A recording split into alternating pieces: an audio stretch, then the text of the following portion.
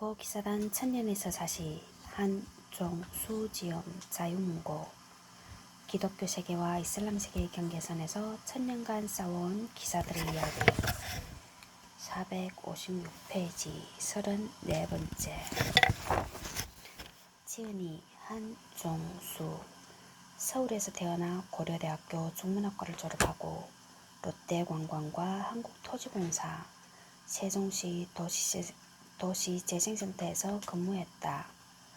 어릴 때부터 거의 모든 분야의 역사에 관심을 가졌지만 전쟁사와 지중해, 세계 역사에 매료되었다. 가톨릭 신자로 청년 성서 모임을 하면서 가톨릭의 역사에도 많은 관심을 가졌는데 고 기사단 천년에서 사시는 새 관심사의 접점에서 탄생한 것이다. 빨간 책방에 소개되었던 스테디셀러 강남의 탄생을 비롯하여 서서울에 가면 우리는 민주주의를 걷다. 세상을 만든 여행자들, 라멘의 재발견, 제갈량과 한니발 두 남자 이야기, 2차 대전의 마이너리그, 미 해병대 이야기, 이스라엘 국방군 제7기갑 여단사 등 다양한 분야의 책을 내놓았다. 역서로는 황관 이야기, 영락제 화해 질서의 완성, 제국은 어떻게 망가지는가가 있다.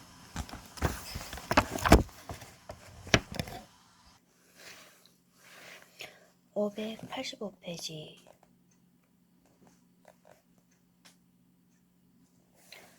기사단의 영역 천년 역사 동안 기사단은 보유했던 영토와 영지, 성, 병원, 그리고 전적지에 대해서 간략하게나마 알아보도록 하자.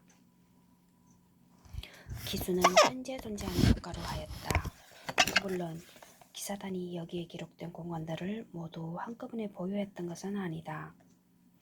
영토와 영지, 전적지, 우투르메르 시절, 이스라엘, 레바논, 요르단, 시리아, 키프로스, 로도스 시절, 그리스, 튀르키예, 보드rum과 이즈미르, 몰타 시절, 몰타, 리비아, 트리폴리, 시엔츠키츠네비스, 기사단이 싸웠던 전적지가 있는 나라, 그리스, 튀르키예, 이스라엘, 이집트, 리비아, 튀니지, 알제리, 몰타, 코소보, 불가리아, 시리아, 레바논, 영지와 병원이 있었던 유럽 국가, 프랑스, 스페인, 이탈리아, 프랑스, 벨기에, 네덜란드, 벨기에. 뭐야, 벨기에도 두 번 들어갔어?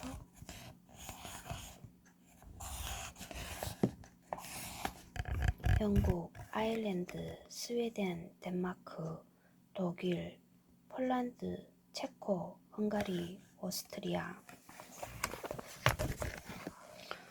456페이지 오스만 함대는 식수를 보충한 다음 술탄의 진노가 기다리고 있을 콘스탄티노플을 향해 긴 항해를 시작하였다. 이렇게 마지막 전투가 끝나고 넉 달 동안 이어졌던 몰타 공방전은 기사단의 승리로 막을 내렸다. 이렇게 마지막 전투를 승리로 이끈 구원부대가 비르구에 입성하였다. 돌무더기나 마찬가지인 성벽, 정도 차이만 있지 여기저기 부서진 집들이 눈에 들어왔다. 마중 나온 사람들 중 발레트부터 철부지 아이들까지 경종의 차이만 있을 뿐 다치지 않은 자들은 거의 없었다. 그들은 4개월간의 공방전이 얼마나 치열했는지 저절로 느낄 수 있었다. 그럼에도 불구하고 승리는 그들의 것이었다.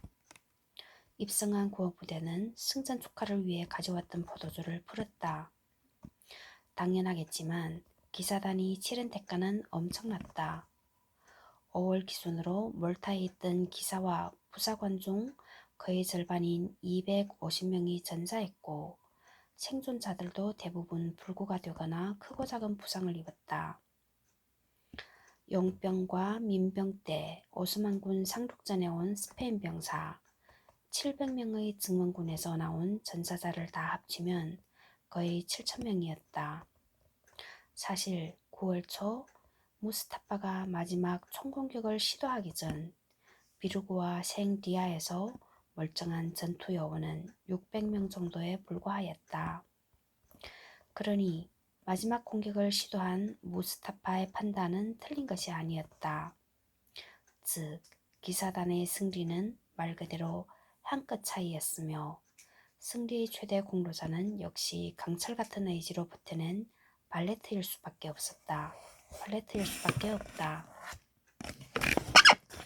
9월 14일 톨레도 총독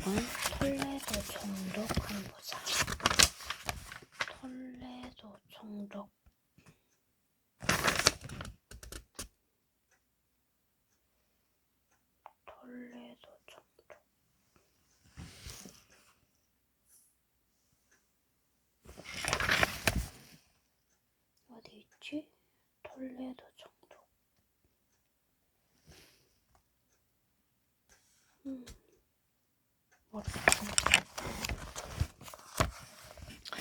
톨레도 총독은 나머지 4,000명을 데리고 몰타에 도착하여 발레트 총장과 거의 반년 만에 재회하였다.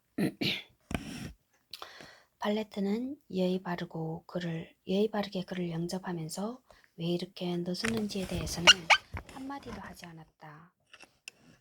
톨레도 총독은 몰타로 항해할 때 오스만 선단의 최후미가 눈에 들어왔지만 함대 규모가 작아서 공격하지 않았다는 말을 꺼냈는데 발레트 총장은 가벼운 미소만 지었을 뿐 아무 말도 하지 않았다. 발레트 총장.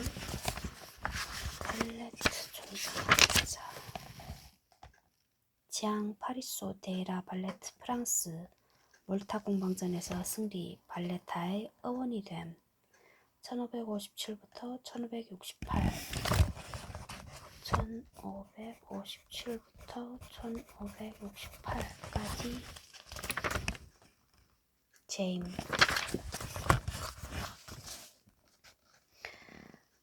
둘은 오스만군의 참호와 본부, 포대가 설치되었던 자리, 그리고 톨레도의 아들 페데리코가 전사한 장소도 둘러보았다. 며칠이 지난 후 톨레도는 대부분의 병력을 남겨두고 시칠리아로 돌아갔다. 그러면 오스만군의 손실은 어떠했을까?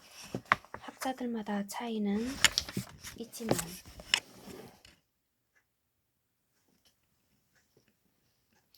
대략 3만 명을 잃었다는 것이 정설이다. 다만 이 숫자에는 보고받아가 희생된 이들은 포함하지 않는다.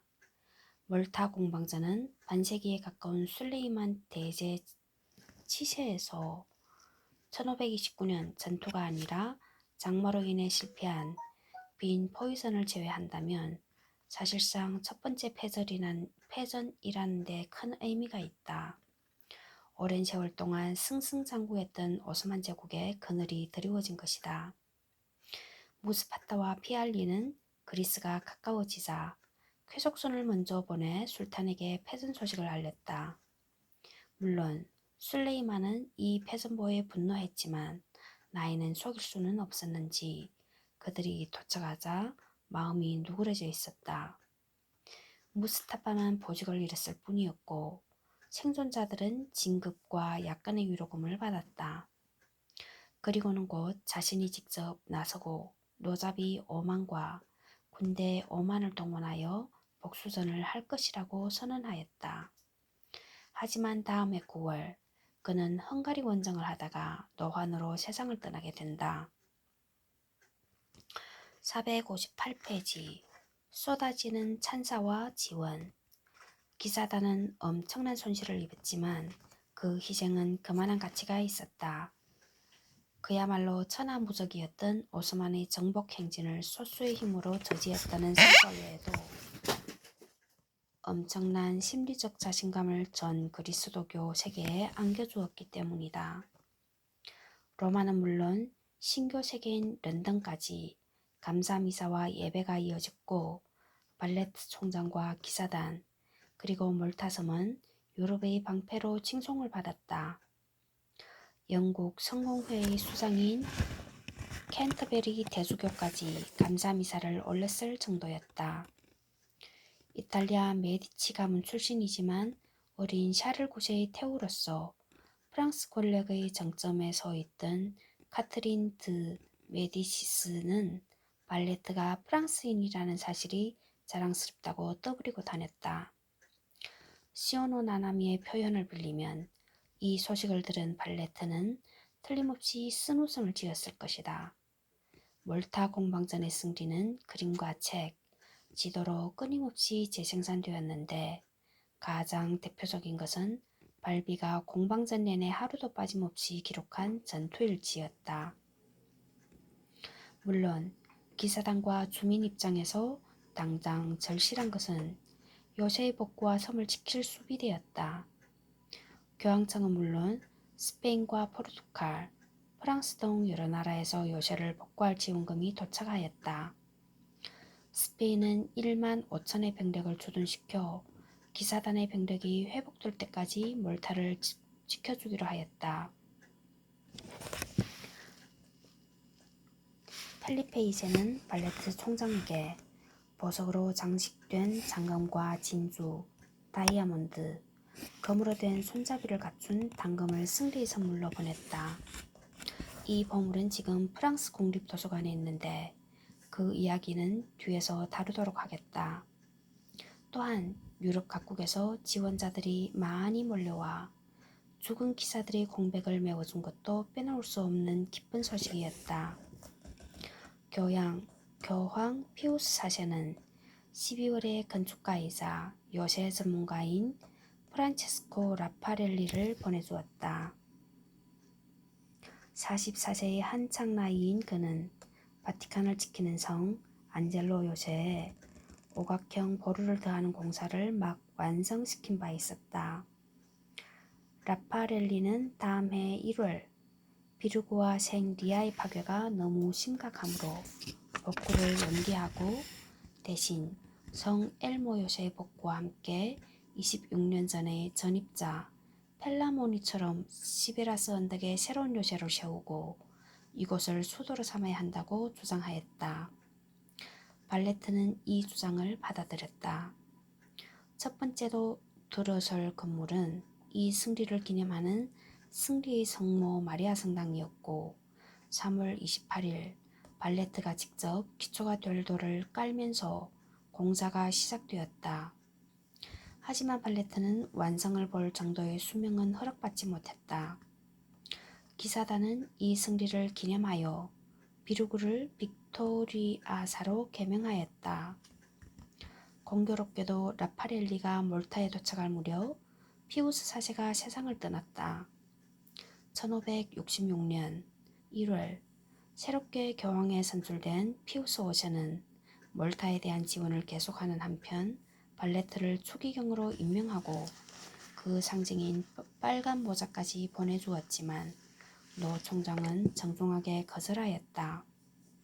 어쨌든 이런 다각적인 지원 덕분에 몰타의 인심은 빠르게 안정되었다. 461페이지 8장 전란의 지중해 그 한복판에서 8장 이제 2개 남았네. 8장 전란의 지중해 그 한복판에서 461페이지 제 술탄 실리미셰와 발레트의 죽음 키프로스 봉운 461 우여곡절 끝에 구성된 신성동맹 465 대해전 전야 469 레판토 대해전 474 대해전의 결과와 영향 482 신성동맹의 붕괴와 지중해 시대의 폐막 486 카시에 총장의 실정과 기사단의 세속화 489 문제아 카라바조 492 코르소 496 오스만의 마지막 침공과 몰타의 요새화 497 장수 총장 2명이 맡은 기사단의 40년 502 기사단이 일으킨 25년간의 크레테 전쟁 505 기사단의 두 번째 황금시대 511 마지막 신성동맹 대오스만 전쟁 515 프랑스와 러시아 해군의 교사 518 최첨단을 자랑했던 기사단의 병원과 의술 520 기사단의 마지막 불꽃 522. 시대에 적응하려는 노력. 그러나 524. 프랑스 혁명이라는 태풍 527.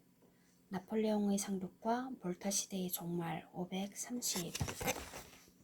구장 근현대의 기사단 541페이지.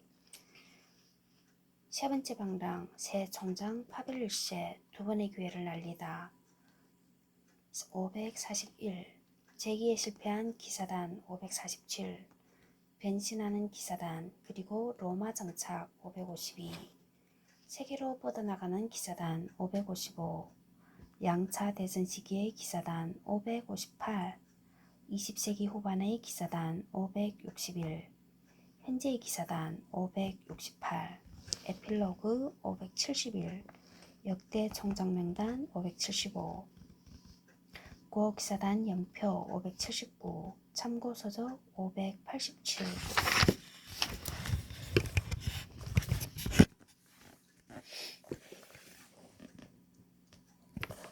461페이지. 8장 전란이 지중해 그 한복판에서 새 술탄 셀리미셰와 발레트의 죽음, 키프로스 풍운. 술레이만은 동서양의 다른 명군들처럼 후계자 문제에는 완전히 실패하였다. 아들을 둘이나 죽였고 결국 가장 시원치 않은 셀리미셰로 다음 술탄이 되고 만 것이다. 셀림은 게으른 데다가 여색을 밝히고 무엇보다 술고래로 악명이 높았다. 다행히 재상인 소콜루가 유능했다는 것이 오스만 제국에게는 다행이었다. 정복사업은 술탄 개인의 자질과는 상관없이 오스만 제국의 본능 같은 것이었지만 묘하게도 몇 년 동안은 해상 무력 시위만 있었을 뿐 이렇다 할 움직임이 없었다. 베네치아와는 1567년 평화협정을 맺기까지 하였다. 하지만 그들의 첫 번째 목표는 키프로스 섬이었다. 동지중해에 있는 유일한 그리스도교 국가의 거점을 더 이상 허용하기 힘들었고 셀리미셰는 그 섬에서 나오는 질 좋은 포도주를 마음껏 마시고 싶어 했기 때문이라는 이야기도 많다. 여기에 대한 해석 462페이지. 키프로스는 크기가 커서 상당 부분 자급자족이 가능한 섬이었고 이집트, 소아시아, 시리아와 모두 가까워 오스만 제국 입장에서는 장악해야만 하는 섬일 수밖에 없었다. 누구보다도 지중해 정세에 밝은 발레트는 1570년에 콜로시성을 비롯한 키프로스에 있는 기사단 소유의 부동산을 모두 팔아치웠다. 앞서 여러 번 언급했지만 키프로스는 기사단과 400년 가까이 깊은 인연을 지닌 땅이었음에도 말이다. 발레트는 다음 해인 1568년 7월 숲에서 매사냥을 하고 돌아가다가 뇌졸중을 일으키면서 쓰러지고 말았다. 몇 주간 사경을 헤매다가 8월 21일에 정부 성사를 마친 그는 집안 노예들을 해방시킨 후 세상을 떠났다. 그의 시신은 갤리선에 실려 그랜드 하버를 건너는 마지막 항해를 한 다음 시베라스 언덕에 건설 중인 승리 성모 마리아 성당에 안장되었다.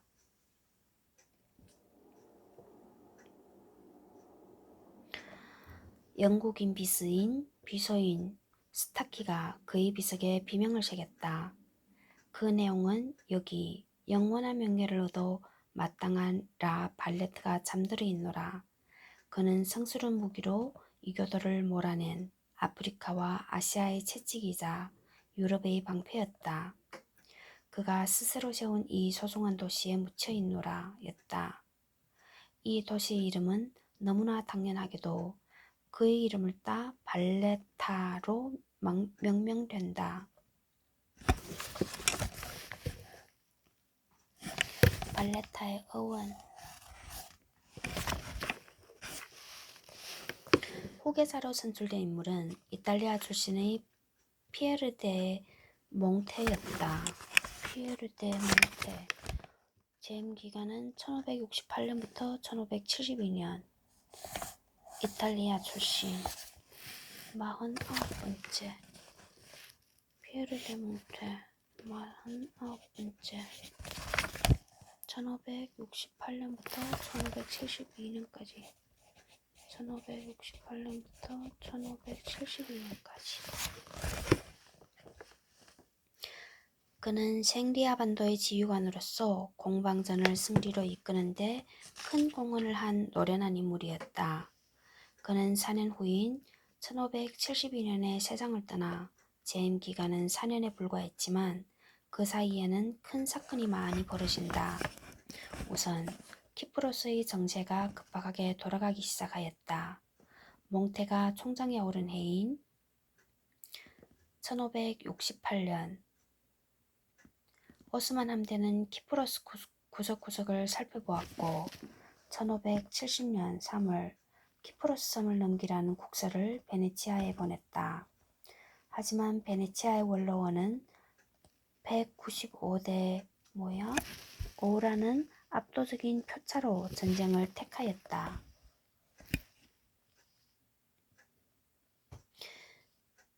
물론 소콜루를 비롯한 오스만 제국의 수뇌부도 종이 한 장만으로 키프로스를 차지할 수 있다고 생각하지는 않았다. 그들은 대군을 준비하고 있었고 여름에 바다를 건널 예정이었던 것이다. 소콜루는 키프로스가 베네치아 본토에서 너무 멀어 효율적인 지원이 어려울 것이고 유일하게 지중해에서 자신들과 맞설 병력을 동원할 수 있는 스페인이 약삭빠른 장사꾼의 나라 베네치아를 위해 나설 것이라고는 생각하지 않았다. 이는 분명히 합리적인 판단이었다. 하지만 역사의 흐름은 그렇게 흘러가지 않았다. 4년 전 바티칸의 주인이 된 피우스 5세라는 인물 때문이었다. 62세의 교황의 자리에 오른 피우스 5세는 메디치 가문 출신답게 도회적이고 르네상스의 물이 깊게 든 전임자 피우스 사제와는 정반대의 품성을 지닌 인물이었다. 피에몬테의 목동 출신으로 교황까지 오른 입지전적 인물로 고위 성직자이면서도 로마나 피렌체의 귀족들과는 거의 어울리지 않았다. 완고하고 금욕적이며 끈질긴 성격은 구약시대의 예언자에 가까웠다는 것이 중평이다.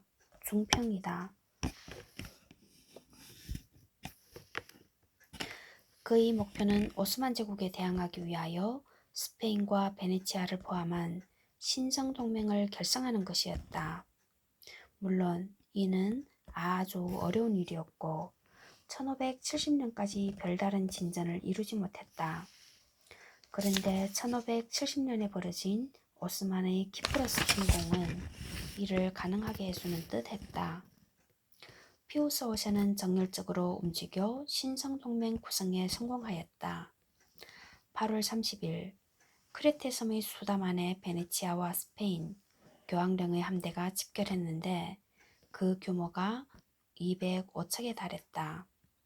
물론 기사단도 빠질 수 없었지만 보낼 수 있는 배는 3척의 갤리선에 불과하였다.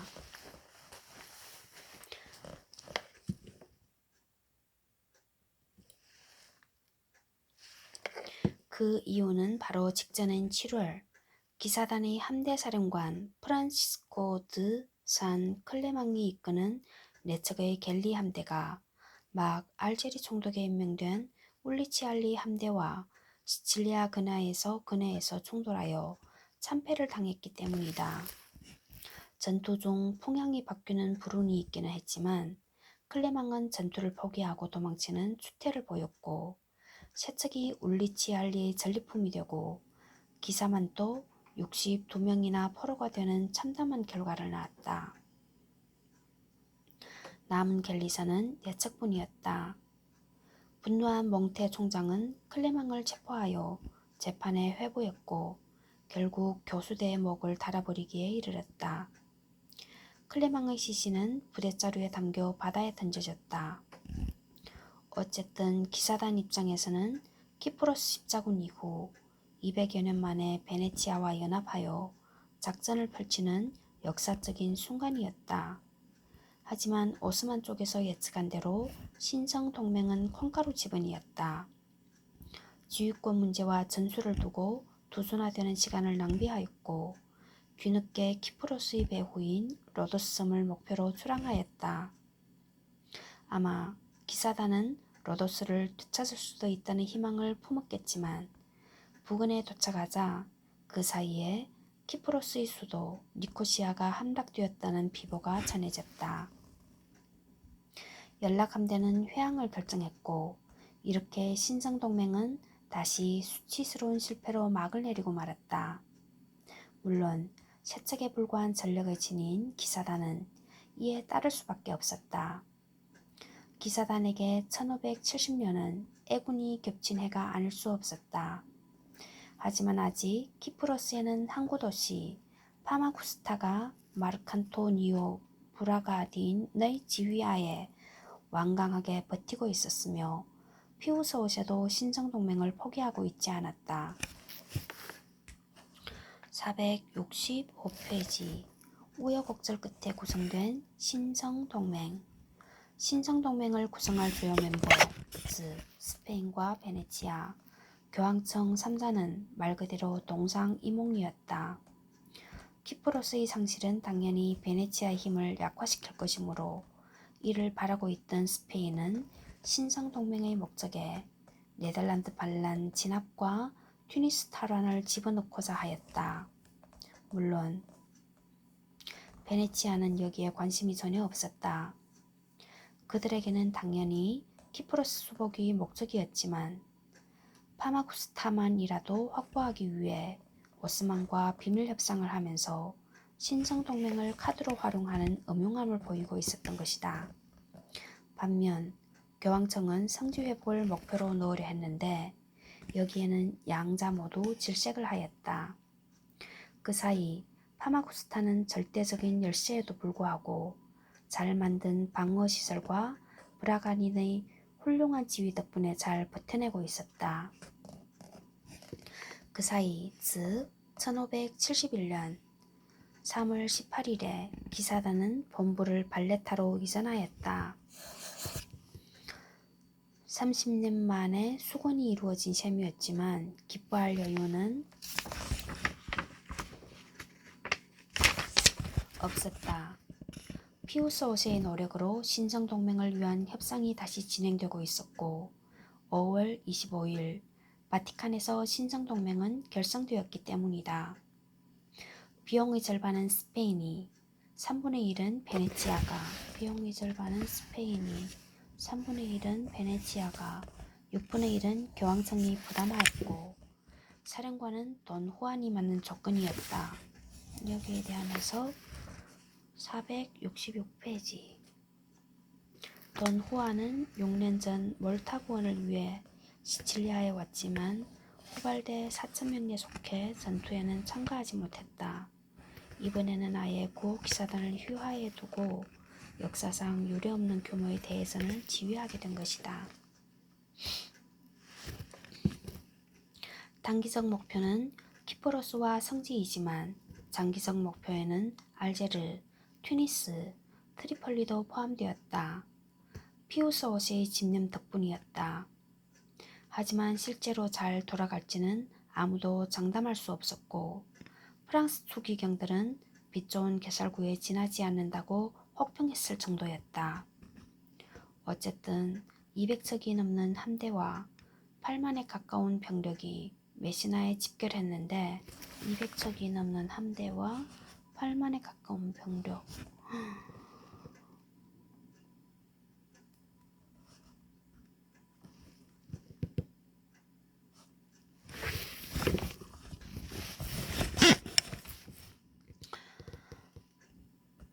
어쨌든 200척이 넘는 함대와 8만에 가까운 병력이 메시나에 집결했는데 한 배에 400명 정도?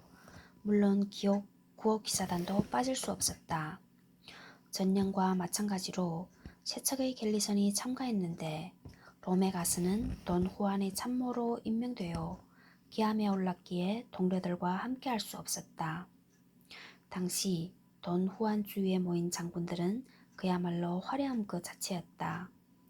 로메가스는 물론 몰타 방어전 구원부대의 지휘관이었던 아스카니오, 지안 안드레아 도리아, 교황령 함대 사령관 마칸토니오 콜론나, 노련한 명장으로 500여 년 후 스페인 해군 주력함의 이름이 될 스페인의 알바로 대 바산, 베네치아의 노장 세바스티아노 베니에르 등 그리스도교 세계의 올스타들이 모였다고 할 수 있을 정도였다.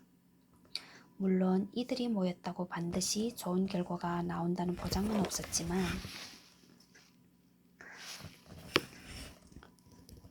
이렇게 모였다는 것 자체만으로도 피우스옷의 공적인 것만은 틀림없는 사실이었다. 여기서 눈을 파마구스타와 콘스탄티노플로 돌려보자. 브라가딘과 베네치아 병사들은 그야말로 죽을 힘을 다해 싸웠지만 오스만군의 물량 공세를 당해내지 못하고 방어전이 시작된 지 거의 1년 만인 8월 1일에 항복하고 말았다. 조건은 로도스 때와 비슷하였다. 오스만군의 전사자와 병사자는 최소 2만, 최대 5만에 달했다고 한다. 오스만군의 총사령관은 랄라 무스타파 파샤였는데 그의 장남도 희생자 중에 하나였다. 하지만 그는 약속을 지킬 생각이 없었다. 브라가딘의 귀와 코를 베서 끌고 다니다가 살가죽을 벗기고 끔찍하다. 그 안에 짚을 넣어 허수아비를 만들었다. 다른 설에 의하면 브라가딘은 살가죽이 벗겨진 상태에서 흙바닥에 끌려다녔고 바닷물에 여러 차례 담가지기를 당했다고도 한다. 물론 살아있는 상태에서였다. 랄라 무스타파는 브라가딘의 참모들도 모두 참수하여 그 수급들을 브라가딘의 가족으로 만든 허수아비와 함께 콘스탄티노플의 전리품으로 보냈다.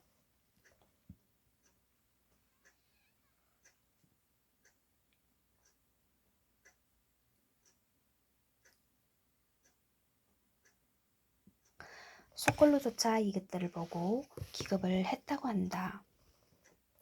오스만 제국은 파마구스타 공략과 별도로 200척 규모의 거대한 함대를 동원하였다. 이 함대는 베네치아의 앞마당인 아드리아 해안의 요새들까지 공격하다가 크레테 섬을 침공할 준비를 하고 있었다. 사령관은 평민 출신으로 출시한 알리 파샤였고 부사령관은 울리치 알리였으며 투르구스의 아들과 거물 해적으로 무려 알렉산드리아 총독인 시로코도 일익을 맡고 있었다. 그런데 돈 후안과 알리 파샤는 육상전 경험은 있었지만 해전은 처음이었다. 그리고 공교롭게도 이 공통점이 대전이 이루어지는 중요한 원인이 된다.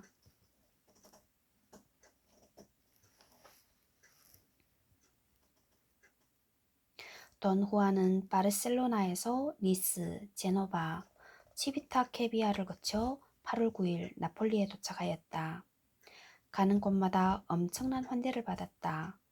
사람들은 모두 미남인데다가 카리스마 넘치는 24세의 젊은 왕자에게 매료되었기 때문이다. 이런 환대는 돈 후안에게 전투를 하지 않을 수 없는 상황으로 몰고 갔다. 나폴리에는 교황의 대리인인 그랑벨 추기경이 기다리고 있었다. 14일 산타클라라 성당에서 신성동맹의 사령관기를 수여하는 거창한 의식을 치렀다. 그 깃발은 기함 레알호에 걸릴 것이었는데 무려 6m나 되는 크기로 푸른색 바탕에 십자가에 못 박힌 예수 그리스도와 신성동맹 참가국들의 손이 수놓아져 있었다. 돈 후안은 8월 22일에 메시나에 도착하였다. 그 항구에는 이미 스페인과 베네치아, 교황청, 사보이 공국과 제노바 공국에서 온 군함들이 대부분 집결해 있었다. 하지만 불안한 연합이었다. 대표적인 것이 이 글의 주인공 구호 기사단과 베네치아의 관계였다. 둘의 관계는 우트르메르 시절부터 좋지 않았지만 얼마 전 구호 기사단의 한 기사가 베네치아 두카토 금화를 위조하다 발각되어 처형당한 불상사까지 있었기 때문이다. 하지만 이것은 지역적인 문제에 불과했고 가장 중요한 것은 바산을 제외한 스페인 지휘관들은 전투를 원하지 않았고 베네치아 지휘관들은 전투를 열망했다는 사실이다. 결정권은 물론 돈 후안에게 있었다. 469페이지 대전 전야 펠리페 2세의 속마음은 아예 싸우지 않거나 최소한의 전투만 하는 것이었다. 물론 도리아와 스페인 장군들은 이를 표현할 수 없었기에 신성동맹의 함대가 적을 찾아 나서면 안 되며 유인해야 한다고 주장하였다.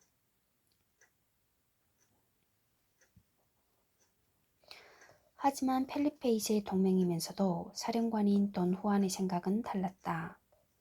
교황의 압력과 대중들의 기대도 그렇지만 이런 대함대와 대군을 다시 지휘할 기회는 없을 것이기 때문이었다. 젊은 혈기도 혈기지만 자신의 미래를 위해서라도 전투를 하고 이겨야만 했다. 9월 10일 지휘관 70명이 모인 회의에서 돈 후안은 선제 공격을 선택했고 준비를 마친 신성동맹 함대는 9월 16일 힘차게 그리스 쪽으로 나아갔다. 신성동맹 함대와 병력은 다음과 같았다. 함선 갤리선 204척, 갈레아차 6척, 소형 쾌속선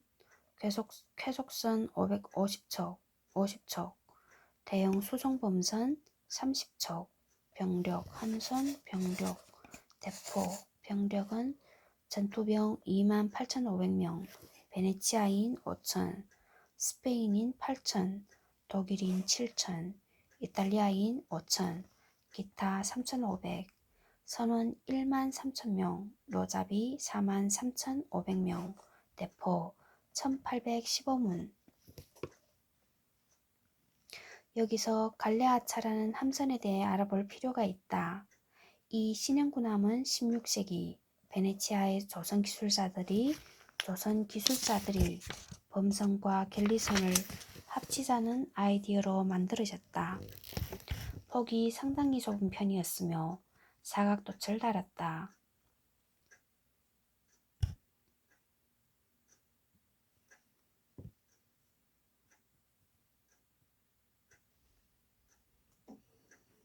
당시 해전에서 함포가 점점 더 각광받고 있었기에 갈레아차의 주 무장은 함포였고 뱃머리에 설치된 원형 포탑 덕분에 다각도로 포격할 수 있었다. 또한 노잡이들이 선체 안으로 완전히 들어가 있어 총탄이나 화살로부터 보호를 받았다. 다만 기동력은 갤리선보다 떨어졌다. 워낙 규모가 큰 함대였기에 진영을 중앙과 좌우의 그리고 좌우익 그리고 후방 예비대로 나누었다. 돈 후안은 갤리선 62척을 거느리고 중앙에 위치하고 콜론나와 베니에르 그리고 로메가스가 그를 보좌하였다. 도리아는 갤리선 53척을 거느리고 우익을 맡았는데 기사단은 이 우익의 일원이 되었다. 바르바리고는 좌익을 맡고 갤리선 57척을 지휘하였다. 바사는 예비대로 중앙함대 뒤에서 갤리선 30여 척을 거느리고 후방을 지켰다. 만약 전열이 붕괴되면 이를 메우는 역할을 맡았다. 돈 후안은 프레비사 해전의 교훈을 잊지 않고 그의 베네치아인들로만 구성된 좌익을 제외한 다른 함대는 혼성으로 편성하였다. 여기에 대한 해석 470페이지 베네치아가 배는 많았지만 인력이 부족했기 때문에 스페인 병사들을 태울 수밖에 없었던 것도 중요한 이유였다. 기사단의 지휘관은 부총장인 피에트로 주스티아니였다. 기사단은 가장 전투에 익숙한 부대였으므로 당연히 선봉을 맡았다. 하지만 사보이 공국의 갤리선 세척이 자신들이 선봉에 서야 한다고 주장해서 돈 후안이 조정에 나서야 했다. 돈 후안은 구호 기사단 소속 기사